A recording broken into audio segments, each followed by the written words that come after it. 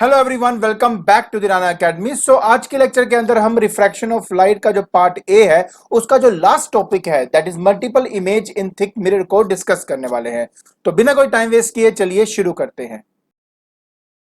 तो देखिए, मान लेते हैं कि मेरे पास यहां पर एक ग्लास स्लैब है। तो ये क्या है? मेरा एक ग्लास स्लैब। ठीक है, ये मेरा ग्लास स्लैब है और इसको ना हम एक मिरर के ऊपर रख देते हैं। ठीक है, तो ये जो नीचे है, मान लेते कि मेरे पास एक मिरर है और इस मिरर के ऊपर मैंने अपना एक ग्लास स्लैब रख दिया है। Is that okay? ठीक है जी। सो अब हम क्या करेंगे? सबसे पहले हम यहाँ पे अपना एक सोर्स बनाते हैं। जैसे कि मान लेते हैं कि ये मेरा हो गया सोर्स, दैट इज एस, और यहाँ से जो रेज ऑफ लाइट है वो निकलेगी आपकी। ठीक है, तो सबसे पहले हमारे पास यहां पर एक रे ऑफ लाइट होगी जो कि नॉर्मली फॉल करेगी इस ग्लास स्लैब के ऊपर। ठीक है, और मैंने आपको पहले भी इसके बारे में बता दिया है कि अगर आपकी ray of light normally fall करती है एक मीडियम से दूसरे मीडियम के अंदर, तो बिना किसी डेविएशन के वो रे ऑफ लाइट आपकी ट्रांसमिट हो जाती है दूसरे मीडियम के अंदर। क्लियर? लेकिन सामने क्या है? मिरर है, और मिरर पे अगर रे ऑफ लाइट आपकी 90 डिग्री पे फॉल करेगी तो वो आपकी रिफ्लेक्ट बैक कर जाएगी। तो पहले वो ऐसे आ रही थी, फिर रिफ्लेक्ट होने के बाद वो वापस चली जाएगी। क्लियर हो गया? अब हम क्या करेंगे? अब ना सिर्फ इसके पाथ को मैं डॉटेड लाइन से एक्सटेंड कर रहा हूं यहाँ पे। ठीक है, ये देखिए मैं क्या कर रहा हूं, इसके डॉटेड लाइन से इसके पाथ को ऐसे एक्सटेंड कर रहा हूं। क्लियर हो गया जी? चलिए अब हम बात करते हैं नेक्स्ट। अब मान लेते हैं कि एक रे ऑफ लाइट आपकी ऐसे फॉल कर रही है आपकी फ्रॉम एयर टू ग्लास। ठीक हो गया? तो मान लेते हैं एयर टू ग्लास आपकी ये फॉल कर रही है। अब क्योंकि ये रेयर से डेंसर है, ऊपर तो एयर है, नीचे ये ग्लास है, तो ये क्या करेगी? It will bend towards the normal. अब यहां पे सारी जो गेम है वो चेंज हो जाती है। तो प्लीज थोड़ा ध्यान से इस बात को समझना। मान लेते हैं कि जो लाइट की इंटेंसिटी एंटर कर रही है एयर टू ग्लास वो आपका आई है। क्या है आपका? आई। आप अच्छी तरह जानते हो कि जब एक रे ऑफ लाइट एक मीडियम से दूसरे मीडियम के अंदर जाती है तो कुछ पोर्शन ऑफ लाइट जो होती है वो आपकी रिफ्लेक्ट करती है और कुछ पोर्शन ऑफ लाइट जो है वो आपकी रिफ्रैक्ट करती है। राइट? यही होता है ना आपका। सो देखिए, आपको इन जनरल बता देता हूं कि लगभग 4% ऑफ जो लाइट की इंटेंसिटी होती है वो आपकी रिफ्लेक्ट कर जाती है। रेस्ट ऑफ द 96% ऑफ जो लाइट होती है वो आपकी रिफ्रैक्ट कर जाती है। सो कहने का मतलब ये हुआ कि जो कुछ पोर्शन है आपका, जैसे कि ये वाला जो पोर्शन की मैं बात कर रहा हूं, ये वाली जो लाइट है आपकी, ये क्या है? आपकी रिफ्लेक्ट हो गई। और ये जो लाइट रिफ्लेक्ट हुई है ना, ये एक्चुअली इसका 4% है। तो मैं काम करता हूं, यहां लिख देता हूं 4% ऑफ आई।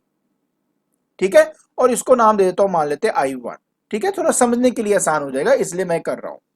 और ये जो लाइट है वो बाकी 96% की वजह से बनी हुई है, तो यहां लिख देता हूं मैं ये जो बेसिकली आप यहां देख रहे हो ये है 96% ऑफ आई, और इसको मैं नाम दे देता हूं I2 का। कोई डाउट नहीं, बहुत इजी है। क्लियर?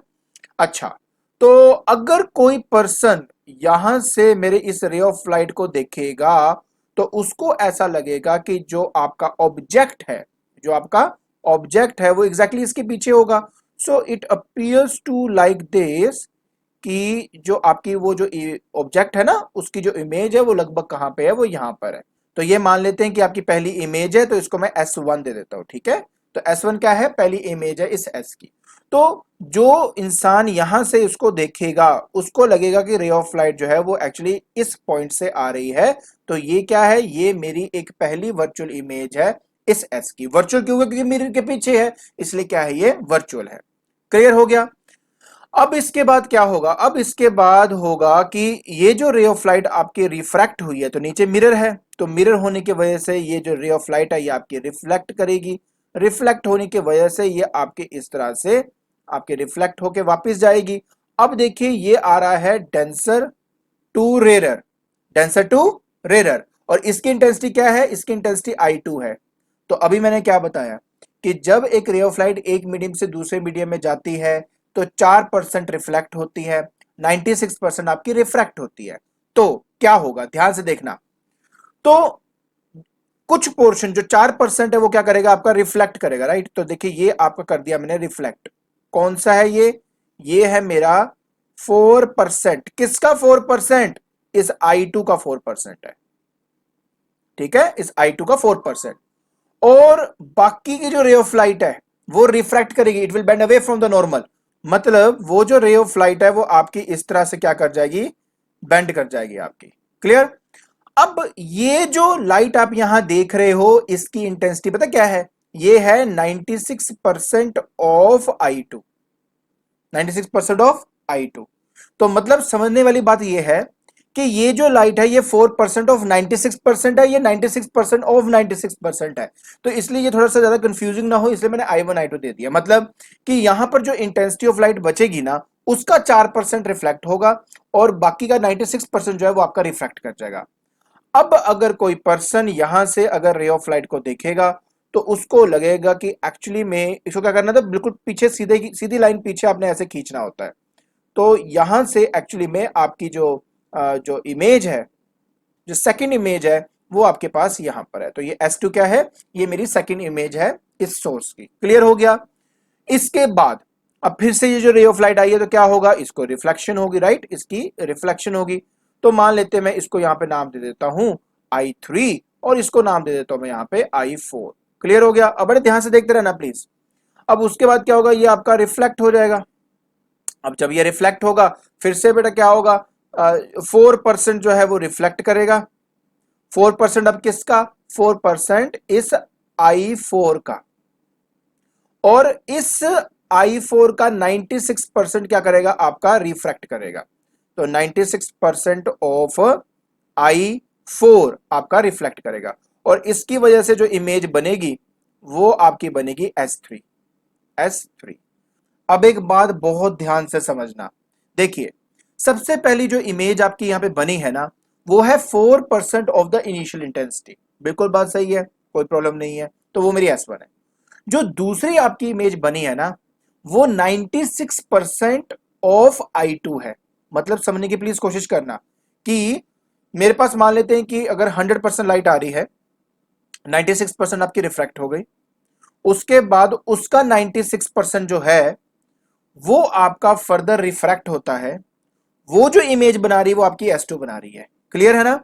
उसके बाद वाली जो भी इमेज होगी वो उसके 4% का परसेंटेज बन के निकलेगी। मतलब अब देखिए ये जो लाइट थी ये क्या थी, ये 4% थी लाइट, है ना, ये 4% वाली लाइट थी, उस 4% का 96% और 4% फर्दर। तो कहने का मतलब यहां पे सिर्फ इतना है कि जो सेकेंड इमेज आपकी बनी है ये आपकी होती है ब्राइटेस्ट इमेज। क्या होती है, ब्राइटेस्ट इमेज। क्यों ब्राइटेस्ट इमेज, क्योंकि ये इकलौती ऐसी इमेज है जो कि मैक्सिमम इंटेंसिटी ऑफ लाइट की वजह से बनी होती है। अब देखिए इससे पहले 4% वाले से बना था, इसके नेक्स्ट वाला जो है ना वो जो बाकी का 4% है ना उसका 96% और उसका 4% है। तो समझो 4% पहली बहुत कम है, उसका 96% तो और कम हो जाएगा। आई यू गेटिंग माय पॉइंट। तो सेकंड जो इमेज बनी है वो 96% ऑफ 96% है, लगभग आपका 92% के करीब हो जाता है। तो ये लगभग ये 92% ऑफ इंटेंसिटी ऑफ लाइट से बनी हुई है, तो ऑटोमेटिकली ये सबसे क्या होगी, ब्राइटेस्ट इमेज होगी आपकी। बात समझ में आ रही है ना। सो एक बात याद रखना कि जब एक रे ऑफ लाइट आपकी किसी थिक ग्लास स्लैब या एक थिक मिरर से पास होके जाती है तो जो उसमें कई सारी मल्टीपल इमेजेस बनती है, उन मल्टीपल इमेजेस में से जो सेकेंड इमेज होती है वो सबसे ज्यादा क्या होती है, ब्राइटेस्ट इमेज होती है। आई होप आपको ये कॉन्सेप्ट समझ में आ गया होगा। ठीक है। तो आज के लेक्चर के अंदर हमने स्टडी किया multiple images in thick mirror और a thick glass slab. I hope आपको ये टॉपिक समझ में आ गया होगा। तो आज के लिए बस इतना ही। Thank you so much.